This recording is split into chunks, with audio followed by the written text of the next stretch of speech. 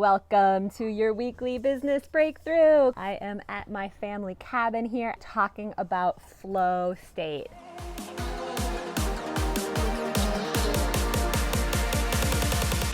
How do we achieve flow? How do we get in the flow?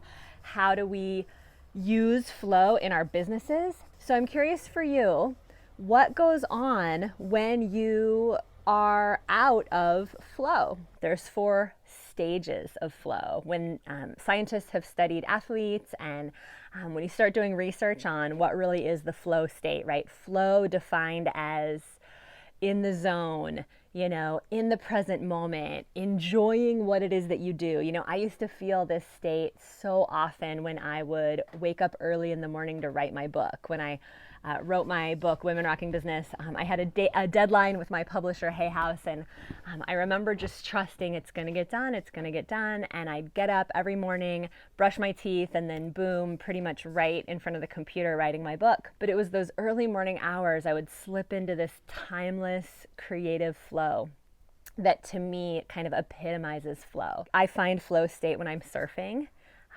Pretty much when I'm anywhere near water, I can find flow state. I find flow state quite commonly on stage.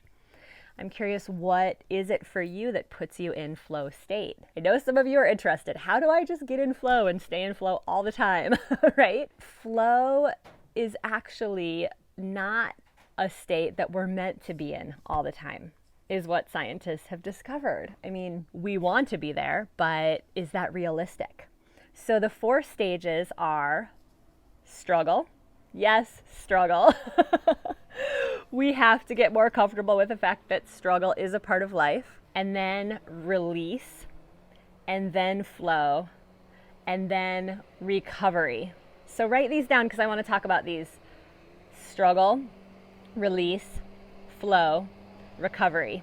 I love being on the lake. The lake puts me in flow. Here's the thing about struggling and releasing that energy. Like, in order to build our businesses, we have to go places that we haven't gone before. In order to have something in our lives, we have to be willing to do something we've never done. Being willing to get more comfortable being uncomfortable. Like, I think we've gotten so soft. Like, I think we've gotten a little bit entitled in thinking that somebody's just gonna build our business for us. Tell me if this is ever true about you. Do you ever wish somebody would just come along and do it for you? I was a wilderness guide 7 or 8 years ago. I used to take young women out into the backcountry up here in northern Minnesota, and we'd go hiking 14 miles a day, 15 miles a day, 16 miles a day. We had a couple of 17-mile days with full packs on, up over mountain passes, in the hail, in the rain, in the snow. And there was something to that. There was something to being out there and knowing that we were going somewhere that not everybody could go. We had trained and we had prepared for that. And there's something about being a purpose-based entrepreneur, a messenger, that is similar. 85% of businesses fail. Right? Are you going to be a statistic? Are you going to claim the message that's coming through you? Are you going to come out in the top 15% and join me in reversing those statistics so that it's not 85% of businesses that fail, that's 85% of women-owned businesses that succeed? Because we're willing to get uncomfortable, but we're also willing to move through that discomfort faster so that we can achieve flow faster. When I first got up here to my lake cabin a few days ago, I was not in flow. I was super excited to get up here, but then I got up here and there was so much that I had to do because this month we have a bunch of speaking engagements that were put on the calendar several months ago as a way to help fill our big Women Rocking Business Live event. But basically I got up here and I'm on my week of vacation, and immediately I couldn't stop thinking about all the stuff that I had to do. I was pissed. I was cranky. My back hurt. And I was thinking about the stack of stuff that I had to do that felt overwhelming. It felt like it wasn't going to lighten up. I was in struggle, and that's what I recognized. I recognized that I was in struggle, and I got out my notebook the first morning and I made a list of stuff that had to be done so that I could relax. And I made a list of all the stuff that could totally wait until I'm, on the other side of my week of time with my family at my cabin.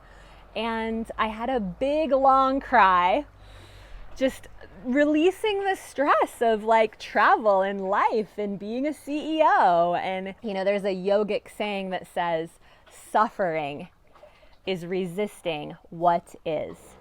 If we could just get okay with that, if we could just get okay with life has suffering in it, life has struggle in it, building a business has uncomfortableness in it. I took about 2.5 hours and did the stuff I needed to do. And I was like, the clouds parted and the sun shined down, and I was like, oh my God, I have the whole rest of the week to be on vacation with my family.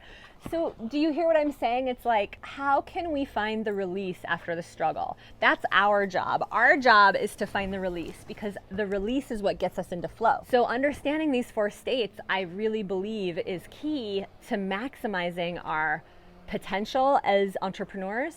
It's the key to changing more lives. It's the key to being in our zone of genius, to really know where we are at any given time.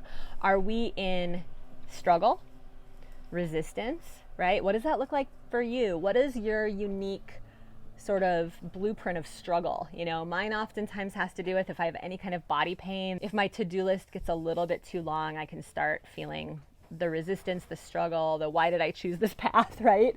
Just knowing that is so important, because then we can start to study, and you can start to study what brings you that release. For me, it's swimming, getting in the water, having a good cry, calling a girlfriend. The sooner I can get out of the resistance to the work, the sooner I can get into the flow and the joy of the work.